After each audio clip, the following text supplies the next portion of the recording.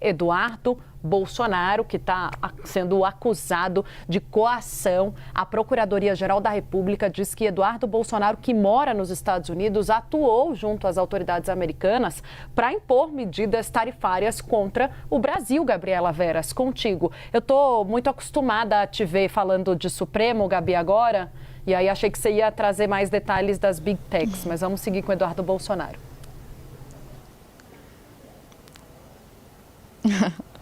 Pois é, Tainá, desde a semana passada, né, falando de Big Techs, mas o julgamento das Big Techs será retomado amanhã, né, aqui no Supremo Tribunal Federal, de onde eu falo neste momento. Ótima tarde para você, para o Uribe, todo mundo que está aqui na nossa companhia. E hoje, logo mais, a primeira turma vai julgar esse caso, vai analisar esse caso de Eduardo Bolsonaro. A gente já teve aí uma posição da Procuradoria-Geral da República.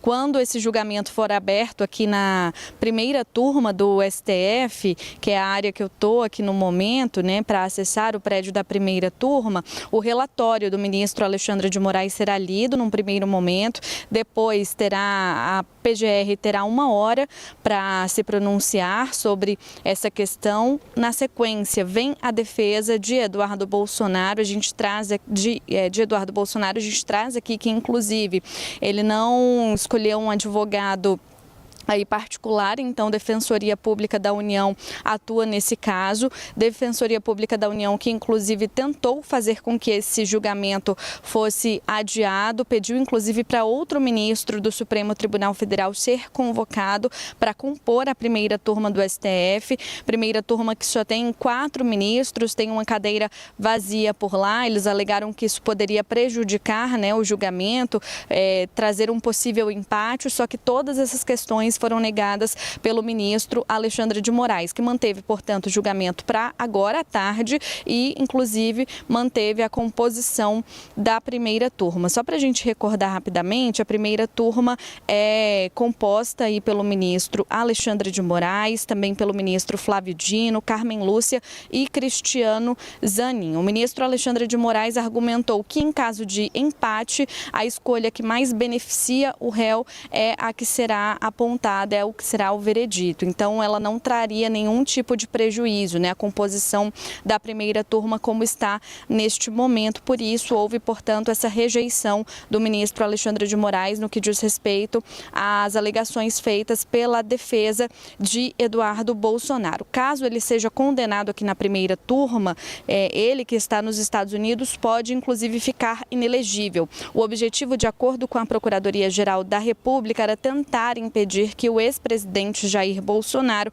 fosse condenado na chamada trama golpista. Esse crime de coação no curso do processo judicial, ele fica configurado quando há o uso de violência ou qualquer tipo de grave ameaça para favorecimento de interesse próprio ou alheio contra uma autoridade envolvida no caso, e a pena pode chegar até 4 anos de prisão. Os ministros vão definir na tarde de hoje, então, se há elementos suficientes que confirmem a participação de Eduardo Bolsonaro no crime que foi apontado pela Procuradoria-Geral da República. No Supremo, a expectativa é que ele possa, sim, ser condenado por conta dessa questão da coação, né, da ação dele com relação às medidas que foram impostas ao Brasil, né, as penalidades principalmente que foram impostas ao Brasil, ao governo brasileiro de uma forma geral, e também às autoridades brasileiras. Julgamento que deve começar, como eu disse, logo mais aqui na primeira turma do Supremo Tribunal Federal. A gente vai acompanhar todos os detalhes, qualquer tipo de movimentação por aqui,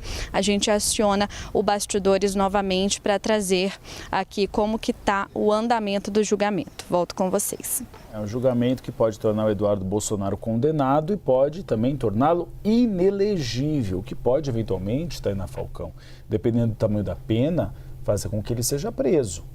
E aí essa é a grande questão. Mais um périplo do governo brasileiro de pedir a extradição de Eduardo Bolsonaro, e os Estados Unidos têm um histórico de negar, neste caso, quando não consideram um crime de Estado. E, eventualmente, o que eu tenho ouvido dentro do Supremo Tribunal Federal, que há uma expectativa, sim, dos Estados Unidos considerarem que não se trata de um crime na classificação deles. E aí, Eduardo Bolsonaro permaneceria nos Estados Unidos ad eternum. Eu vou chamar a Clarice Oliveira para a gente analisar esse cenário. Clarissa, a primeira turma do Supremo Tribunal Federal começa a julgar o Eduardo Bolsonaro neste momento.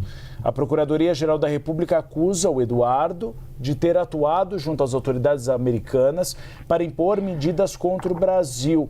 Clarissa, como fica o Supremo Tribunal Federal e o Eduardo Bolsonaro diante desse julgamento?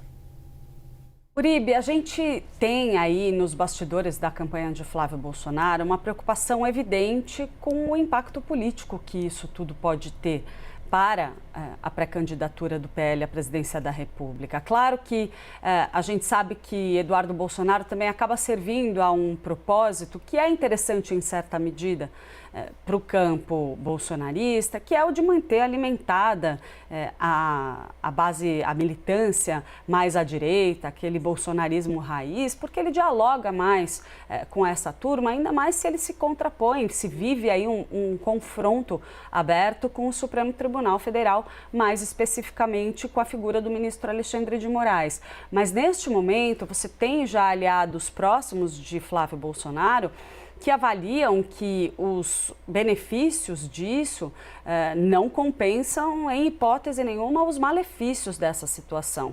Porque há o entendimento de que uma eventual condenação de Eduardo Bolsonaro, que é esperada nos bastidores do Supremo Tribunal Federal, cria um fato negativo adicional para um pré-candidato que já está penando muito para tentar se recuperar dos efeitos do vínculo dele com o banqueiro Daniel Vorcaro do caso Dark Horse. Então, neste momento, especificamente, você ter Eduardo Bolsonaro alimentando aí esse bolsonarismo raiz não é suficiente para compensar o impacto que pode ter junto ao eleitorado de centro, por exemplo, ou em seguir trazendo um elemento negativo, uma agenda negativa para a campanha de Flávio Bolsonaro. Mas vale a gente levantar, Uribe, que a preocupação com o fator Eduardo dentro da campanha de Flávio não é de agora, não tem a ver especificamente ou só com esse julgamento. Ele vem de lá de trás. Para você ter uma ideia, eu tenho uma fonte que relatou para mim, uma conversa que teve diretamente com o próprio Flávio, na qual teria sido conversado esse risco político que envolve a participação de Eduardo Bolsonaro de maneira ativa na campanha. Isso aconteceu mais ou menos na época em que Flávio acabou falando que gostaria de ter o irmão como chanceler, comandando o Itamaraty, no caso de um eventual governo, e aquele o cara falou, olha, pô, melhor não falar um negócio desse agora, você pode atrair ali uma repercussão negativa junto ao eleitorado que é muito estratégico, que vai decidir a eleição, que é esse eleitor independente. E que o próprio Flávio teria concordado que era uma saia justa ali que ele vivia em relação a esse assunto. Porque quer contemplar o irmão, claro, eles querendo ou não, tem ali uma atuação conjunta, mas, claro, também enxerga que ele pode acabar sendo um problema dependendo da situação. Então, você tem essa divisão, esse dilema dentro da campanha de Flávio Bolsonaro sobre como lidar com a figura de Eduardo.